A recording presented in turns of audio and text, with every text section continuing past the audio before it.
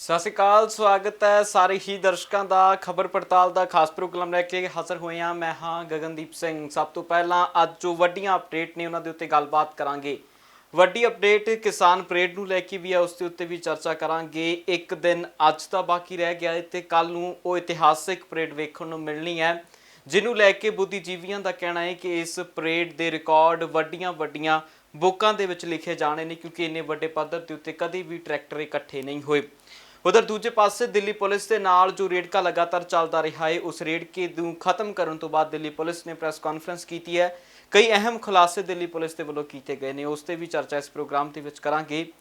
उधर कांग्रेसी सांसद ਜਿਹੜੇ लगातार धरना प्रदर्शन जंतर मंतर के उत्ते कर रहे सी, ਜਦੋਂ ਉਹ ਜਨ ਸੰਸਦ ਦੇ ਵਿੱਚ ਪਹੁੰਚਦੇ ਨੇ ਤਾਂ ਉਹਨਾਂ ਦੇ ਨਾਲ ਕੁਝ ਅਜਿਹੀ ਘਟਨਾਵਾਂ ਹੁੰਦੀਆਂ ਨੇ ਜਿਸ ਨੂੰ ਲੈ ਕੇ ਚਰਚਾਵਾਂ ਕਾਫੀ ਨੇ। ਉਹਨਾਂ ਚਰਚਾਵਾਂ ਤੇ ਵੀ ਟਿੱਪਣੀ ਇਸ ਪ੍ਰੋਗਰਾਮ ਦੇ ਵਿੱਚ ਡੱਲਾ ਸਾਹਿਬ ਹੁਣਾਂ ਤੋਂ ਲਵਾਂਗੇ। ਪਹਿਲਾਂ ਡੱਲਾ ਸਾਹਿਬ ਦਾ ਸਵਾਗਤ ਕਰਦੇ ਹਾਂ, ਫਿਰ ਚਰਚਾ ਦੇ ਵੱਲ ਵਧਦੇ ਹਾਂ। ਡੱਲਾ ਜੀ ਸਵਾਗਤ ਹੈ ਜੀ। ਬਹੁਤ ਧੰਨਵਾਦ ਗਗਨ ਜੀ, ਸਾਰੇ ਹੀ ਪੰਜਾਬੀਆਂ ਦਾ ਬਹੁਤ ਬਹੁਤ ਧੰਨਵਾਦ। ਡੱਲਾ ਜੀ, ਲਗਾਤਾਰ ਬੁੱਧੀਜੀਵੀਆਂ ਦੀ ਜਦੋਂ ਤੱਕ ਸੁਣਦੇ ਆ ਰਹੇ ਉਹਨਾਂ ਦਾ ਕਹਿਣਾ ਹੈ ਕਿ ਜੋ ਕਿਸਾਨ ਪਰੇਡ ਕੱਲ੍ਹ ਹੋਣੀ ਹੈ ਉਹ ਇੱਕ ਅਜਿਹਾ ਇਤਿਹਾਸ ਸਿਰਜ ਦੇਵੇਗੀ ਕਿ ਉਹ ਇਤਿਹਾਸ ਵੱਡੀਆਂ ਬੁੱਕਾਂ ਦੇ ਵਿੱਚ ਦਰਜ ਹੋਵੇਗਾ। ਦੇਖੋ, ਇਹ ਤਾਂ ਸਿਰਜਿਆ ਵੀ ਗਿਆ, ਇਤਿਹਾਸ ਤਾਂ ਗਗਨ ਸਿਰਜਿਆ ਵੀ ਗਿਆ ਜੀ। ਦੇਖੋ, ਮੈਂ ਦੇਖ ਰਿਹਾ ਸੀ ਕਿ ਹੁਣ ਤੱਕ ਜਿਹੜਾ ਅੰਦੋਲਨ ਸੀ ਉਹ ਬੜਾ ਪ੍ਰਭਾਵੀ ਰਿਹਾ, ਬੜਾ ਮਜ਼ਬੂਤ ਰਿਹਾ। ਕੱਲ੍ਹ ਦੀਆਂ ਤਸਵੀਰਾਂ ਸ਼ਾਮ ਤੱਕ ਦੀਆਂ ਮੈਂ ਲਗਾਤਾਰ ਦੇਖੀਆਂ ਪੂਰੇ ਮੁਲਕ ਦੀਆਂ, ਕਿ ਮੁਲਕ ਦੇ ਕਿਹੜੇ ਹਿੱਸੇ 'ਚ ਟਰੈਕਟਰ ਪਰੇਡ ਨੂੰ ਲੈ ਕੇ ਕਿਸ ਤਰ੍ਹਾਂ ਦੀ ਤਿਆਰੀ ਹੋ ਰਹੀ ਹੈ। ਮੈਂ ਦੇਖਿਆ ਬੀਬੀਆਂ 'ਚ ਬਹੁਤ ਉਤਸ਼ਾਹ ਹੈ, ਕਿਸਾਨਾਂ 'ਚ ਬਹੁਤ ਉਤਸ਼ਾਹ ਹੈ, ਬੱਚਿਆਂ 'ਚ ਬਹੁਤ ਉਤਸ਼ਾਹ ਹੈ। ਔਰ ਭਾਰਤ ਦੇ ਹਰ ਮੁਲਕ ਹਰ ਹਿੱਸੇ ਤੋਂ, ਉੱਤਰ ਪ੍ਰਦੇਸ਼ ਤੋਂ, ਮਹਾਰਾਸ਼ਟਰ ਤੋਂ, ਕੇਰਲਾ ਤੋਂ, ਪੱਛਮੀ ਬੰਗਾਲ ਤੋਂ, ਪੰਜਾਬ ਹਰਿਆਣੇ 'ਚੋਂ ਤਾਂ ਅੰਤਾਂ ਦਾ ਉਤਸ਼ਾਹ ਹੈ। ਮੈਨੂੰ ਤਾਂ ਇੰਝ ਲੱਗਦਾ ਹੈ ਕਿ 25 ਤੇ 26 ਤਰੀਕ ਨੂੰ, ਅੱਜ ਦੁਪਹਿਰੋਂ ਬਾਅਦ, ਅੱਜ 25 ਜਨਵਰੀ ਹੋ ਗਈ, ਅੱਜ ਦੁਪਹਿਰੋਂ ਬਾਅਦ ਔਰ ਕੱਲ 26 ਜਨਵਰੀ ਨੂੰ, ਮੈਨੂੰ ਲੱਗਦਾ ਜਿਹੜੀਆਂ ਟਰੈਕਟਰਾਂ ਦੀਆਂ ਲਾਈਨਾਂ ਨੇ ਨਾ ਜੀ, ਉਹ ਸ਼ੰਭੂ ਬਾਰਡਰ ਤੱਕ ਲੱਗ ਜਾਣੀਆਂ ਨੇ ਦਿੱਲੀ ਤੋਂ। ਇੰਨੀ ਵੱਡੀ ਗਿਣਤੀ 'ਚ ਟਰੈਕਟਰ ਜਾ ਰਹੇ ਨੇ, ਹਰ ਪਿੰਡ 'ਚੋਂ ਟਰੈਕਟਰ ਸਜਾ ਕੇ ਲਿਜਾਏ ਜਾ ਰਹੇ ਨੇ, ਰੰਗ ਕੀਤਾ ਹੈ, ਕੌਮੀ ਝੰਡੇ ਲੱਗੇ ਨੇ, ਕਿਸਾਨੀ ਦੇ ਝੰਡੇ ਲੱਗੇ ਨੇ, ਖਾਲਸਾਈ ਚਿੰਨ੍ਹ ਲੱਗੇ ਨੇ। ਪੂਰੀ ਤਿਆਰੀ ਦੇ ਨਾਲ ਜਿਹੜੇ ਨੇ ਉਹ ਟਰੈਕਟਰ ਜਾ ਰਹੇ ਨੇ। ਔਰ ਕਿਸਾਨਾਂ ਦਾ ਇਹ ਜਿਹੜਾ ਅੰਦੋਲਨ ਹੈ, ਇਹ ਟਰੈਕਟਰ ਜਿਹੜਾ ਗਣਤੰਤਰ ਦਿਵਸ ਦੀ ਪਰੇਡ ਹੈ, ਘੱਟੋ ਘੱਟ ਗਣਤੰਤਰ ਦਿਵਸ ਦੀ ਪਰੇਡ ਦੇ ਨਾਲ ਇਹ ਸਰਕਾਰ ਨੂੰ ਅਹਿਸਾਸ ਹੋ ਜਾਊਗਾ ਕਿ ਇਹ ਸੱਚਮੁੱਚ ਕਿਸਾਨਾਂ ਦਾ ਅੰਦੋਲਨ ਹੈ, ਇਹਦੇ ਪਿੱਛੇ ਕੋਈ ਵਿਰੋਧੀ ਧਿਰ ਨਹੀਂ ਹੈਗੀ ਕਿਸੇ। ਦੇਖੋ, ਕੋਈ ਵੀ ਪੋਲੀਟੀਕਲ ਪਾਰਟੀ ਦੀ ਤੁਹਾਨੂੰ ਸ਼ਮੂਲੀਅਤ ਨਜ਼ਰ ਆਉਂਦੀ ਹੈ? ਬਿਲਕੁਲ। ਆ ਦੇਖੋ, ਰਵਨੀਤ ਬਿੱਟੂ ਹੋਣੀ ਜਨ ਸੰਸਦ 'ਚ ਗਏ ਸੀ, ਉੱਥੇ ਉਹਨਾਂ ਦਾ ਵੀ ਵਿਰੋਧ ਹੋ ਗਿਆ। ਦੇਖੋ, ਪੋਲੀਟੀਕਲ ਲੀਡਰਸ਼ਿਪ ਨੂੰ ਕਿਸਾਨ ਮਨਜ਼ੂਰ ਹੀ ਨਹੀਂ ਕਰ ਰਹੇ। ਕਿਸਾਨਾਂ ਨੂੰ ਲੱਗਦਾ ਵੀ ਸਾਡੇ ਤੇ ਇਹ ਇਲਜ਼ਾਮ ਨਾ ਲਾਓ ਕਿ ਤੁਹਾਡੇ ਪਿੱਛੇ ਪੋਲੀਟੀਕਲ ਲੀਡਰ ਨੇ। ਕਿਸਾਨ ਬੁਰਾ ਮਨਾ ਰਹੇ ਨੇ। ਜਿਹੜੇ ਵੀ ਲੋਕ ਇਹ ਇਲਜ਼ਾਮ ਲਾਉਂਦੇ ਨੇ ਨਾ ਵੀ ਕਿਸਾਨਾਂ ਦੇ ਪਿੱਛੇ ਵਿਰੋਧੀ ਪਾਰਟੀਆਂ ਨੇ, ਕਾਂਗਰਸ ਹੈ, ਆਪ ਨੇ, ਕਿੱਥੇ ਕਾਂਗਰਸ ਤੇ ਆਪ ਹੈ। ਕਿਸਾਨ ਆਪ ਬਰਦਾਸ਼ਤ ਹੀ ਨਹੀਂ ਕਰਦੇ ਇਸ ਗੱਲ ਨੂੰ ਵੀ ਸਾਨੂੰ ਤੁਸੀਂ ਕਹੋ ਵੀ ਤੁਹਾਡੇ ਪਿੱਛੇ ਪੋਲੀਟੀਕਲ ਪਾਰਟੀਆਂ ਨੇ।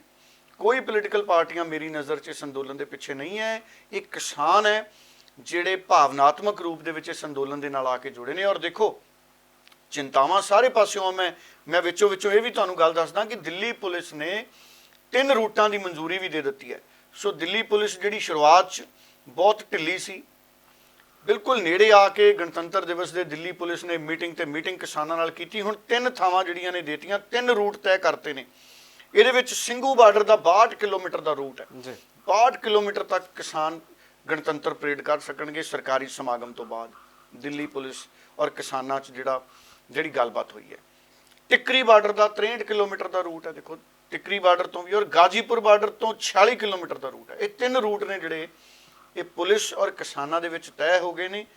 ਔਰ ਇਹ ਤਾਂ ਰੂਟ ਹੋ ਗਿਆ ਨਾ ਵੀ ਦਿੱਲੀ ਦੇ ਅੰਦਰ ਕਿਸਾਨਾਂ ਨੇ ਪਰੇਡ ਕਰਕੇ ਮੁੜ ਕੇ ਆਉਣੀ ਹੈ। ਜਿਹੜੀ ਪੂਰੇ ਮੁਲਕ 'ਚ ਪਰੇਡ ਹੋਣੀ ਹੈ ਗਗਨ, ਆ ਪੰਜਾਬ 'ਚ ਤਾਂ 3 ਦਿਨ ਹੋ ਗਏ, ਥਾਂ ਤੇ ਕਿਸਾਨ ਪਰੇਡਾਂ ਹੋ ਰਹੀਆਂ ਨੇ ਗਣਤੰਤਰ ਦਿਵਸ ਤੋਂ ਪਹਿਲਾਂ ਦੀਆਂ। ਰਿਹਰਸਲ ਕਹਿ ਰਹੇ ਨੇ ਇਹਨੂੰ ਕਿਸਾਨ। ਜੇ ਰਿਹਰਸਲ ਇੰਨੀ ਜ਼ਬਰਦਸਤ ਹੈ, ਆ ਤਸਵੀਰਾਂ ਵੀ ਤੁਸੀਂ ਨਾਲ ਦੇਖ ਰਹੇ ਹੋ। ਕੱਲ ਮੈਂ ਦੇਖਿਆ ਗਗਨ, ਤੁਸੀਂ ਤਾਂ ਆਪ ਰਿਪੋਰਟਿੰਗ ਕਰਨ ਗਏ, ਸਨਅਤੀ ਕੇਂਦਰ ਲੁਧਿਆਣੇ ਦੇ ਵਿੱਚ ਐਡੀ ਵੱਡੀ ਗਿਣਤੀ 'ਚ ਟਰੈਕਟਰਾਂ ਦੇ ਕਾਫਲੇ ਦਿੱਲੀ ਵੱਲ ਨੂੰ ਗਏ। ਬਹੁਤ ਵੱਡੀ ਗਿਣਤੀ 'ਚ ਬੀਬੀਆਂ ਨੇ ਸ਼ਮੂਲੀਅਤ ਕੀਤੀ ਇਸ ਟਰੈਕਟਰ ਪਰੇਡ ਦੇ ਵਿੱਚ। ਔਰ ਮਹਿੰਗੇ ਮੋਟਰਸਾਈਕਲ, ਕਾਰਾਂ, ਜਿਹੜੇ ਉਦਯੋਗਪਤੀ ਘਰਾਣਿਆਂ ਨਾਲ ਸੰਬੰਧਿਤ ਲੋਕ ਨੇ, ਉਹਨਾਂ ਦੇ ਬੱਚੇ, ਉਹ ਵੀ ਆਪਣੀਆਂ ਮਹਿੰਗੀਆਂ ਕਾਰਾਂ ਤੇ ਮੋਟਰਸਾਈਕਲ ਲੈ ਕੇ ਗਗਨ ਸੜਕਾਂ ਤੇ ਆ ਗਏ ਕਿਸਾਨਾਂ ਦੇ ਹੱਕ 'ਚ, ਸਮਰਥਨ 'ਚ ਜੀ। ਸੋ ਤੁਸੀਂ ਦੇਖੋ, ਆ ਬਹੁਤ ਮਹਿੰਗੇ ਮੋਟਰਸਾਈਕਲ ਨੇ, ਤੁਹਾਨੂੰ ਤਸਵੀਰਾਂ ਮੋਟਰਸਾਈਕਲਾਂ ਦੀਆਂ ਵੀ ਦੇਖ ਰਹੇ ਹੋ। ਇਹ ਸਭ ਕਿਸਾਨਾਂ ਦੇ ਹੱਕ 'ਚ ਉਤਰੇ ਨੇ। ਹੁਣ ਇਹ ਸਿਰਫ ਕਿਸਾਨੀ ਦਾ ਅੰਦੋਲਨ ਨਹੀਂ ਰਹਿ ਗਿਆ, ਇਹ ਜਨ ਅੰਦੋਲਨ ਤਾਂ ਕਦ ਦਾ ਬਣਿਆ ਹੋਇਆ, ਇਹਦੇ ਚ ਵਪਾਰੀ, ਟਰੇਡਰ, ਆੜਤੀ, ਨੌਕਰੀ ਪੇਸ਼ਾ, ਮੁਲਾਜ਼ਮ, ਪ੍ਰੋਫੈਸਰ, ਲੈਕਚਰਰ, ਬੱਚੇ ਸਾਰੇ ਹੈਗੇ। ਔਰ ਕਿਹੜਾ ਵਰਗ ਇਸ ਅੰਦੋਲਨ ਤੋਂ ਹੁਣ ਅਛੂਤਾ ਰਹਿ ਗਿਆ? ਸੋ ਇਹ ਬਹੁਤ ਵੱਡਾ ਜਿਹੜਾ ਅੰਦੋਲਨ ਬਣਨ ਜਾ ਰਿਹਾ। ਔਰ ਮੈਂ ਤੁਹਾਨੂੰ ਇਹ ਵੀ ਦੱਸ ਦੇਵਾਂ ਗੱਲ ਕਿ ਬਹੁਤ ਵੱਡੀ ਇੱਕ ਦਿੱਲੀ ਪੁਲਿਸ ਦੇ ਜਿਹੜੇ ਜੁਆਇੰਟ ਕਮਿਸ਼ਨਰ ਨੇ, ਕਮਿਸ਼ਨਰ ਪੁਲਿਸ ਨੇ ਇੰਟੈਲੀਜੈਂਸ ਦੇ, ਦਪਿੰਦਰ ਉਹਨਾਂ ਦਾ ਨਾਮ ਹੈ, ਦਪਿੰਦਰ ਪਾਠਕ ਜੀ। ਸੋ ਉਹਨਾਂ ਦਾ ਮੈਂ ਨਾਮ ਹੈ ਜਿਹੜਾ ਦਪਿੰਦਰ ਪਾਠਕ ਉਹਨਾਂ ਦਾ ਸਾਂਝਾ ਕਰਦੇ ਆ। ਉਹ ਕਹਿੰਦੇ ਕਿ ਪਾਕਿਸਤਾਨ 'ਚ 308 ਟਵਿੱਟਰ ਹੈਂਡਲ ਬਣ ਗਏ। ਸੋ ਕਿਉਂਕਿ ਦੇਖੋ ਪਾਕਿਸਤਾਨ ਨਾਲ ਸਾਡੇ ਮੁਲਕ ਦੇ ਸੰਬੰਧ ਚੰਗੇ ਨਹੀਂ ਰਹੇ ਸਿਆਸੀ ਤੌਰ ਤੇ, ਸਾਨੂੰ ਪਤਾ ਹੀ ਹੈ। ਆ ਦੇਖੋ ਪੁਲਵਾਮਾ ਹੋ ਗਿਆ, ਕਿੰਨੀ ਗੋਲੀਬਾਰੀ ਦੀ ਉਲੰਘਣਾ ਵੀ ਹੁੰਦੀ ਹੈ। ਦਿੱਲੀ ਪੁਲਿਸ ਦੇ ਕਮਿਸ਼ਨਰ ਕਹਿੰਦੇ ਨੇ, ਜੁਆਇੰਟ ਕਮਿਸ਼ਨਰ ਇੰਟੈਲੀਜੈਂਸ ਵਾਲੇ ਕਹਿੰਦੇ ਨੇ ਕਿ 308 ਟਵਿੱਟਰ ਹੈਂਡਲ ਨੇ ਜਿਹੜੇ ਪਾਕਿਸਤਾਨ ਤੋਂ ਚੱਲ ਰਹੇ ਨੇ। ਉਹਨਾਂ ਦੀ ਕੋਸ਼ਿਸ਼ ਹੈ ਕਿ ਇਸ ਕਿਸਾਨ ਅੰਦੋਲਨ 'ਚ ਕਿਸੇ ਨਾ ਕਿਸੇ ਤਰ੍ਹਾਂ ਅਸੀਂ ਅਵਵਸਥਾ ਲਿਆਈਏ, ਇਹਨੂੰ ਕੋਈ ਨੁਕਸਾਨ ਪਹੁੰਚਾਈਏ, ਇਹਨੂੰ ਤਾਰ ਪੀੜੋ ਕਰੀਏ। ਸੋ ਸਾਡੇ ਕਿਸਾਨਾਂ ਨੂੰ ਵੀ ਬੜੇ ਸੁਚੇਤ ਹੋਣ ਦੀ ਲੋੜ ਹੈ, ਬੜੇ ਸੁਚੇਤ ਹੋਣ ਦੀ ਲੋੜ ਹੈ। ਕਿਸਾਨਾਂ ਨੂੰ ਅਨੁਸ਼ਾਸਨ ਬਣਾ ਕੇ ਰੱਖਣ। ਵਲੰਟੀਅਰਸ ਦੀਆਂ ਟੀਮਾਂ ਬਣਾਈਆਂ ਨੇ, ਜਥੇਬੰਦੀਆਂ ਦੇ ਆਗੂ ਕਹਿੰਦੇ ਕਿਸੇ ਓਪਰੇ ਬੰਦੇ ਨੂੰ ਟਰੈਕਟਰ ਤੇ ਨਾ ਬਿਠਾਉਣ, ਜਿਹੜੇ ਆਪਣੇ ਨੇ, ਜਾਣ ਪਛਾਣ ਵਾਲੇ ਨੇ, ਉਹਨਾਂ ਨੂੰ ਨਾਲ ਲੈ ਕੇ ਆਉਣ। ਕੋਈ ਬਾਹਰੀ ਬੰਦਾ ਟਰੈਕਟਰ ਪਰੇਡ 'ਚ ਨਾ ਵੜ ਜੇ ਆਪਣਾ ਕੋਈ ਹੋਰ ਮਿਸ਼ਨ ਲੈ ਕੇ। ਸੋ ਇਹ ਬਹੁਤ ਸੋਚਣ ਦੀ ਜ਼ਰੂਰਤ ਹੈ। ਕਿਸਾਨਾਂ ਲਈ ਵੀ ਬਹੁਤ ਡਿਸਪਲਿਨ ਤੇ ਅਨੁਸ਼ਾਸਨ ਬਣਾ ਕੇ ਰੱਖਣਾ ਪਏਗਾ। ਉਂਝ ਤਾਂ ਟਰੈਕਟਰਾਂ ਦੀਆਂ ਲਾਈਨਾਂ ਜਦੋਂ ਅਗਰ ਪਿੰਡੋਂ ਨਿਕਲਦੀਆਂ ਮੈਂ ਦੇਖਦਾ, ਕਿਸੇ ਦੀ ਹਿੰਮਤ ਨਹੀਂ ਵੀ ਉਹ ਟਰੈਕਟਰ ਦੀ ਲਾਈਨ ਦੇ ਵਿੱਚ ਵੜ ਜੇ, ਕਿਉਂਕਿ ਐਨ ਸੰਗ ਘੁੱਟਵੇਂ ਚੱਲ ਰਹੇ ਨੇ ਟਰੈਕਟਰ, ਜਮਾ ਨਾਲ ਟਰੈਕਟਰ ਚੱਲ ਰਹੇ ਨੇ, ਜਿਵੇਂ ਰੇਲ ਗੱਡੀ ਦੇ ਡੱਬੇ ਚੱਲਦੇ ਹੁੰਦੇ ਨੇ। ਸੋ ਓਪਰਾ ਬੰਦਾ, ਪਰ ਫਿਰ ਵੀ ਕੋਈ ਓਪਰਾ ਬੰਦਾ ਵੜ ਨਾ ਜਾਵੇ, ਕਿਉਂਕਿ ਲੰਮਾ ਪਿੰਡ ਹੈ। ਫਿਰੋਜ਼ਪੁਰ ਤੋਂ ਚੱਲ ਕੇ, ਅੰਮ੍ਰਿਤਸਰ ਤੋਂ ਚੱਲ ਕੇ ਦਿੱਲੀ ਪਹੁੰਚਣਾ ਬਹੁਤ ਲੰਮਾ ਪਿੰਡ ਹੈ। 350 ਕਿਲੋਮੀਟਰ ਤੋਂ ਜ਼ਿਆਦਾ ਦਾ ਸਫ਼ਰ ਹੈ। ਸੋ ਬਹੁਤ ਵੱਡੀ ਗਿਣਤੀ 'ਚ ਟਰੈਕਟਰ ਚਲੇ ਵੀ ਗਏ ਨੇ। ਹੁਣ ਇਹ ਜਿਹੜੀ ਚਿੰਤਾ ਹੈ ਕਿ ਵਿਦੇਸ਼ੀ ਤਾਕਤਾਂ ਦੀ ਨਜ਼ਰ ਹੈ ਵੀ ਕਿਤੇ ਨਾ ਕਿਤੇ ਟਰੈਕਟਰ ਰੈਲੀ ਦੇ ਵਿੱਚ ਕੋਈ ਗੜਬੜੀ ਕਰਾ ਕੇ ਭਾਰਤ ਸਰਕਾਰ ਤੇ ਕਿਸਾਨਾਂ ਦੇ ਵਿੱਚ ਫੁੱਟ ਪਵਾਈ ਜਾਵੇ। ਸੋ ਇਹਨੂੰ ਫੇਲ ਕਰਨਾ, ਇਸ ਮਨਸੂਬੇ ਨੂੰ, ਇਹਨੂੰ ਕਦੀ ਵੀ ਕਾਮਯਾਬ ਨਹੀਂ ਹੋਣ ਦੇਣਾ। ਸਾਰੇ ਟਰੈਕਟਰਾਂ ਤੇ ਸਾਡੇ ਕੌਮੀ ਝੰਡੇ ਲੱਗੇ ਨੇ, ਲਗਭਗ ਦੇਸ਼ ਭਗਤ ਨੇ ਸਾਰੇ। ਸੋ ਇਸ ਕਰਕੇ ਮੈਨੂੰ ਲੱਗਦਾ ਹੈ ਵੀ ਕੋਈ ਵੀ ਚਾਲ ਤਾਂ ਕਿਸੇ ਦੀ ਸਫਲ ਨਹੀਂ ਹੋਣੀ ਗਗਨ ਜੀ। ਬਿਲਕੁਲ। ਤੇ ਡੱਲਾ ਜੀ, ਜਿਸ ਤਰ੍ਹਾਂ ਦਾ ਕੁਝ ਗੁਰੂ ਤੇਗ ਬਹਾਦਰ ਮੈਮੋਰੀਅਲ ਦੇ ਵਿੱਚ ਜਿੱਥੇ ਜਨ ਸੰਸਦ ਕੀਤੀ ਗਈ, ਜੋ ਕੁਝ ਉੱਥੇ ਹੋਇਆ, ਉਹਨੂੰ ਲੈ ਕੇ ਵੱਖੋ ਵੱਖਰੀਆਂ ਟਿੱਪਣੀਆਂ ਨੇ। ਹਾਲਾਂਕਿ ਰਵਨੀਤ ਬਿੱਟੂ ਨੇ ਸਪਸ਼ਟੀਕਰਨ ਵੀ ਆਪਣੇ ਸੋਸ਼ਲ ਮੀਡੀਆ ਹੈਂਡਲ ਦੇ ਜ਼ਰੀਏ ਦਿੱਤਾ ਹੈ।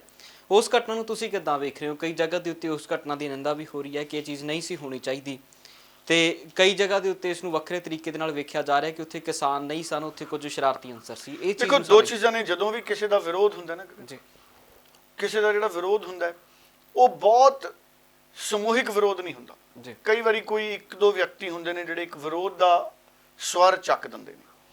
ਸੋ ਰਵਨੀਤ ਬਿੱਟੂ ਵੀ 2 ਮਹੀਨਿਆਂ ਤੋਂ ਦੇਖੋ ਧਰਨੇ ਤੇ ਤਾਂ ਬੈਠਾ ਹੀ ਹੋਇਆ ਜੀ। ਰਾਜਨੀਤਿਕ ਵਿਰੋਧ ਵੱਖਰੇ ਨੇ, ਉਹ ਪੰਜਾਬ ਦੇ ਮੁੱਦੇ ਨੇ ਸਾਡੇ। ਹੁਣ ਤਾਂ ਅਸੀਂ ਕੌਮੀ ਮੁੱਦੇ ਤੇ ਸਾਰੇ ਕਿਸਾਨ ਨੇ ਜਿਹੜੇ ਬੈਠੇ ਨੇ, ਹੈ ਗਗਨ ਜੀ। ਰਵਨੀਤ ਬਿੱਟੂ ਵੀ ਜੰਤਰ ਮੰਤਰ, ਠੀਕ ਹੈ, ਰਵਨੀਤ ਬਿੱਟੂ ਉਹਨਾਂ ਨੂੰ ਧਰਨਾ ਕਿਸਾਨਾਂ ਦੇ ਧਰਨੇ ਤੋਂ ਪਹਿਲਾਂ ਮਾਰ ਲੈਣਾ ਚਾਹੀਦਾ ਸੀ, ਉਹ ਉਹਨਾਂ ਨੇ ਨਹੀਂ ਮਾਰਿਆ। ਪਰ ਜੇ ਕਿਸਾਨਾਂ ਦੇ ਧਰਨੇ ਤੋਂ ਬਾਅਦ ਵੀ ਉਹ ਧਰਨੇ ਤੇ ਆਏ ਨੇ, ਕਿਸਾਨਾਂ ਦੀ ਮੰਗਾਂ ਲਈ ਬੈਠੇ ਹੋਏ ਨੇ। ਪਰ ਜਿਹੜਾ ਉਹਨਾਂ ਦਾ ਵਿਰੋਧ ਹੋਇਆ, ਰਵਨੀਤ ਬਿੱਟੂ ਨੇ ਵੀ ਵੱਡਾ ਦਿਲ ਦਿਖਾਤਾ। ਰਵਨੀਤ ਬਿੱਟੂ ਕਹਿੰਦਾ ਮੈਂ ਭੋਰਾ ਗੁੱਸਾ ਨਹੀਂ ਕਰਦਾ, ਵੀ ਆਪਣਾ ਮਿਸ਼ਨ ਬਹੁਤ ਵੱਡਾ ਹੈ। ਰਵਨੀਤ ਬਿੱਟੂ ਕਹਿੰਦਾ ਵੀ ਕਿਸਾਨ ਅੰਦੋਲਨ ਸਿਖਰਾਂ ਤੇ ਹੈ ਤੇ ਮੈਂ ਕੋਈ ਗੁੱਸਾ ਨਹੀਂ ਰੱਖਦਾ, ਤੇ ਪਹਿਲਾਂ ਜਿਵੇਂ ਕਿਸਾਨਾਂ ਨਾਲ ਖੜਾ ਸੀ ਉਵੇਂ ਮੈਂ ਕਿਸਾਨਾਂ ਦੇ ਨਾਲ ਖੜਾ। ਆ ਤਸਵੀਰਾਂ ਵੀ ਦੇਖੋ, ਨਾਲ ਤੁਹਾਨੂੰ ਦਿਖਾ ਰਹੇ ਹਾਂ। ਰਵਨੀਤ ਬਿੱਟੂ, ਇਹਨਾਂ ਦੇ ਨਾਲ ਗੁਰਜੀਤ ਔਜਲਾ ਤੇ ਵਿਧਾਇਕ ਕੁਲਬੀਰ ਜੀਰਾ, ਇਹ ਸਾਰੇ ਭਾਗ ਲੈਣ ਗਏ ਸੀ। ਇਹ ਤਸਵੀਰਾਂ ਮੈਨੂੰ ਜਿਹੜੀਆਂ ਆਈਆਂ ਨੇ ਦਿੱਲੀ ਤੋਂ ਸਾਡੇ ਸਹਿਯੋਗੀ ਦੇ ਮਾਧਿਅਮ ਦੇ ਨਾਲ। ਸੋ ਇਹ ਕੁਝ ਸਮਾਂ ਬਾਅਦ ਦੀਆਂ ਤਸਵੀਰਾਂ ਨੇ, ਜਦੋਂ ਵਾਪਸ ਰਵਨੀਤ ਬਿੱਟੂ ਹੋਣੀ ਜਾ ਰਹੇ ਸੀ। ਸੋ ਹਲਕਾ ਫੁਲਕਾ ਜਿਹੜਾ ਵਿਰੋਧ ਹੈ ਉਹ ਡੈਮੋਕ੍ਰੇਸੀ 'ਚ, ਲੋਕਤੰਤਰ 'ਚ ਲੀਡਰ ਵੀ ਉਹਦੇ ਆਦੀ ਹੁੰਦੇ ਨੇ ਕਿਤੇ ਕਿਤੇ, ਕਿਉਂਕਿ ਇਹ ਮਸਲਾ ਹੀ ਅਜਿਹਾ ਹੈ ਗਗਨ ਕਿ ਕਿਸਾਨਾਂ ਦੀਆਂ ਮੰਗਾਂ ਮੰਨੀਆਂ ਨਹੀਂ ਜਾ ਰਹੀਆਂ। ਕਿਸਾਨ ਲੰਮੇ ਸਮੇਂ ਤੋਂ ਅੰਦੋਲਨ ਕਰ ਰਹੇ ਨੇ। ਦੇਖੋ ਪੰਜਾਬ 'ਚ 2 ਮਹੀਨੇ ਅੰਦੋਲਨ ਕੀਤਾ, ਹੁਣ 2 ਮਹੀਨੇ ਦਿੱਲੀ 'ਚ ਲਗਭਗ ਪੂਰੇ ਹੋ ਗਏ ਨੇ। 4-5 ਮਹੀਨਿਆਂ ਦਾ ਅੰਦੋਲਨ ਹੈ।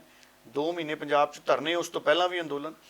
ਸੋ 5-5 ਮਹੀਨੇ ਅਗਰ ਕਿਸਾਨਾਂ ਦੀ ਗੱਲ ਸਰਕਾਰਾਂ ਸੰਜੀਦਗੀ ਦੇ ਨਾਲ ਨਹੀਂ ਸੁਣਨਗੀਆਂ ਤੇ ਕਿਤੇ ਨਾ ਕਿਤੇ ਇਹ ਸਾਡੀ ਡੈਮੋਕ੍ਰੇਸੀ ਦੇ ਲਈ ਚੰਗਾ ਨਹੀਂ ਹੈ। ਗੱਲਾਂ ਫੌਰਨ ਸੁਣੀਆਂ ਜਾਣੀਆਂ ਚਾਹੀਦੀਆਂ ਨੇ। ਕੋਈ ਅਜਿਹੀਆਂ ਮੰਗਾਂ ਨਹੀਂ ਹੈ ਜਿਨ੍ਹਾਂ ਮੰਗਾਂ ਦਾ ਨਿਪਟਾਰਾ ਨਹੀਂ ਹੋ ਸਕਦਾ। ਦੇਖੋ, ਅਗਰ ਸਾਡੀ ਸਰਕਾਰ, ਸੁਪਰੀਮ ਕੋਰਟ ਨੇ ਮੁਅੱਤਲ ਕਰਤੇ, ਰੋਕ ਲਾਤੀ, ਸਾਡੀ ਸਰਕਾਰ ਕਹਿੰਦੀ ਅਸੀਂ 1.5 ਸਾਲ ਹੀ ਰੋਕ ਲਾਉਣ ਨੂੰ ਤਿਆਰ ਹਾਂ, ਫਿਰ ਗੱਲ ਕੀ ਰਹਿ ਗਈ? ਮੋਦੀ ਸਾਹਿਬ ਦਾ ਕਾਰਜਕਾਲ ਤਾਂ 1.5 ਸਾਲ ਦਾ ਤਾਂ ਹੋ ਹੀ ਚੱਲਿਆ, ਤੇ 1.5 ਸਾਲ ਤੋਂ ਬਾਅਦ 2 ਸਾਲ ਦਾ ਤਾਂ ਹੋਰ ਕਾਰਜਕਾਲ ਹੈ ਇਸ ਸਰਕਾਰ ਦਾ। ਸੋ ਅਗਰ ਰਹਿੰਦੇ ਕਾਰਜਕਾਲ ਲਈ ਰੋਕ ਲਾ ਕੇ ਤੁਸੀਂ ਕਹੋ ਆਪਾਂ ਹੁਣ ਗੱਲਬਾਤ ਕਰਕੇ ਕਮੇਟੀਆਂ ਬਣਾਉਣੇ ਆ, ਨਵੇਂ ਕਾਨੂੰਨ ਬਣਾਉਣੇ ਆ, ਤੇ ਗੱਲ ਨਿਬੜ ਸਕਦੀ ਹੈ। ਬਿਲਕੁਲ ਕਾਨੂੰਨ ਰੱਦ ਵੀ ਕੀਤੇ ਜਾ ਸਕਦੇ ਨੇ, ਕੋਈ ਐਡੀ ਵੱਡੀ ਗੱਲ ਨਹੀਂ। ਕਾਨੂੰਨ ਰੱਦ ਕਰਨ ਨਾਲ ਕਿਹੜਾ ਇਹ ਉਹ ਚੀਜ਼ ਹੈ ਜਿਹੜੀ ਦੁਬਾਰਾ ਨਹੀਂ ਬਣਨੀ। ਕਾਨੂੰਨ ਰੱਦ ਹੋ ਕੇ ਤੇ ਦੁਬਾਰਾ ਬਣ ਜਾਣਗੇ। ਸਾਡੇ ਐਡੇ ਐਡੇ ਪੁਲ ਢਹਿ ਜਾਂਦੇ ਆ ਜੀ, ਜਿਨ੍ਹਾਂ ਨੂੰ ਕਈ ਸਾਲ ਲੱਗਦੇ ਆ ਬਣਨ ਨੂੰ, ਤੇ ਕਾਨੂੰਨ ਖਰੜਾ ਮਹੀਨੇ ਦੇ ਵਿੱਚ ਕਿਸਾਨਾਂ ਨਾਲ ਮਿਲ ਕੇ ਸਰਕਾਰ ਬਣਾ ਸਕਦੀ ਹੈ। ਬਿਲਕੁਲ। ਸੋ ਰਵਨੀਤ ਬਿੱਟੂ ਨੇ ਵੀ ਚਲੋ ਵੱਡਾ ਦਿਲ ਦਿਖਾਇਆ ਜੀ।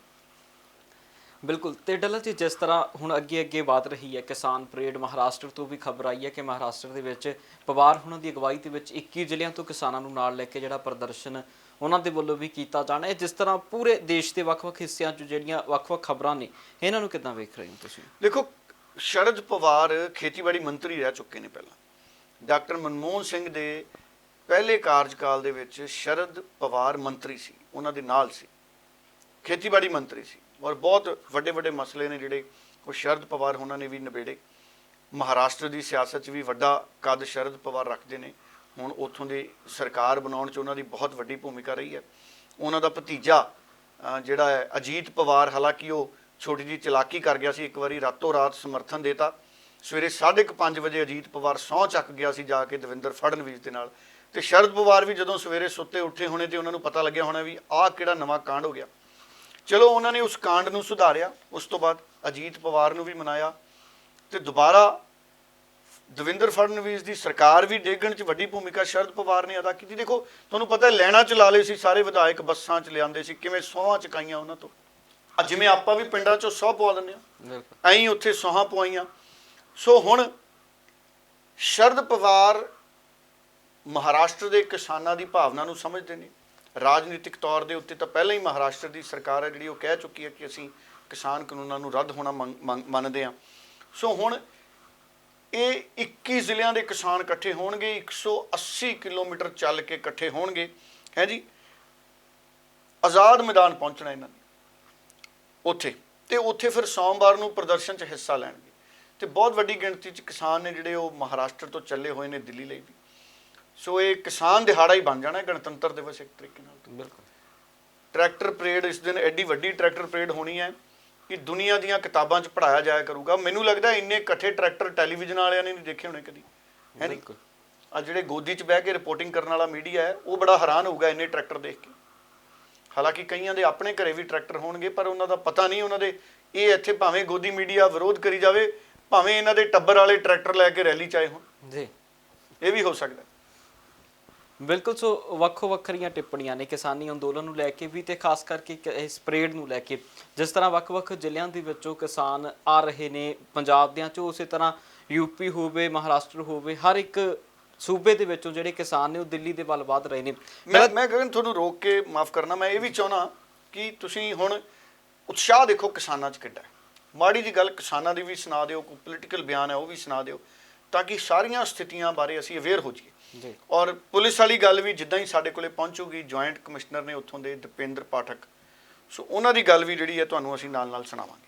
जो किसानों का, जो फार्मर्स का, संयुक्त किसान मोर्चा का, उनकी जो इच्छा ट्रैक्टर रैली के रूप में दिल्ली में आकर उसे निकालने की थी, उसको रेस्पेक्ट करते हुए दिल्ली के 3 जगहों से, जहां पर वो दिल्ली के मुहाने पे जहां बैठे हैं, जो कि सिंघू बॉर्डर है, टीकरी बॉर्डर है और गाजीपुर बॉर्डर है, वहाँ पर से उन्हें सीधे जो बैरिकेड्स और जो सिक्योरिटी अरेंजमेंट जो हमारा लगा है वहाँ से उसे हटाकर उनको दिल्ली के अंदर उन मेन रोड्स पे कुछ किलोमीटर तक अंदर आए, और आने के बाद जो रिपब्लिक डे सेलिब्रेशन और रिपब्लिक डे सिक्योरिटी अरेंजमेंट का जो आर्टेरियल रोड्स जो रिक्वायरमेंट है उससे थोड़ा पहले उनको दाहिने बाएं टर्न कराकर एक रेस्पेक्टेबल स्ट्रेच, जो अगर उसको हम उसका आकलन करें तो करीब 63 से 64 किलोमीटर का स्ट्रेच टिकरी बॉर्डर से एंटर करने पर, और वही करीब 62-63 किलोमीटर का स्ट्रेच जब हम सिंघू बॉर्डर से एंटर करते हैं तब, और गाजीपुर से जब एंटर करते हैं तो तकरीबन 46 किलोमीटर का जो स्ट्रेच जो टोटल साइकिल है और जो एक्सपेक्टेड ट्रैक्टर्स की संख्या है वो इस तरह से डिस्ट्रीब्यूटेड हो कि ये जो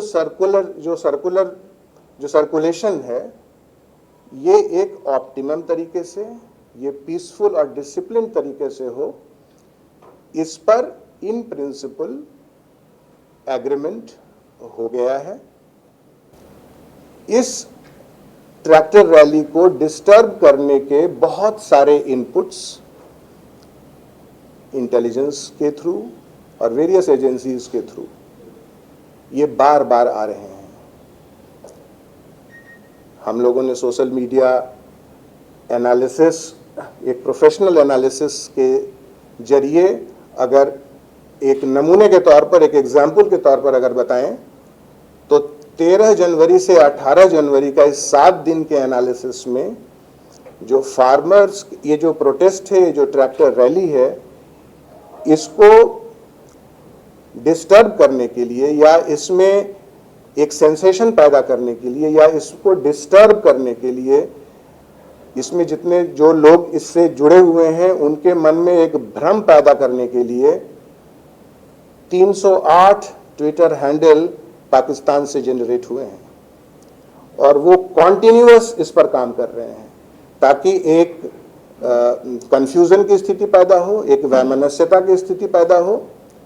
तो इन सब को ध्यान में रखते हुए, और इसके अलावा और भी इनपुट है, देश के बहुत सारे जगहों से ये इनपुट है कि जिस समय में ये रैली होगी उस समय में हम उसमें कुछ गड़बड़ी पैदा करेंगे, उसमें कोई लॉ एंड ऑर्डर सिचुएशन पैदा करेंगे ताकि एक डिस्टर्ब सिचुएशन पैदा हो जाए और एक डिस्टर्ब परसेप्शन पैदा हो जाए।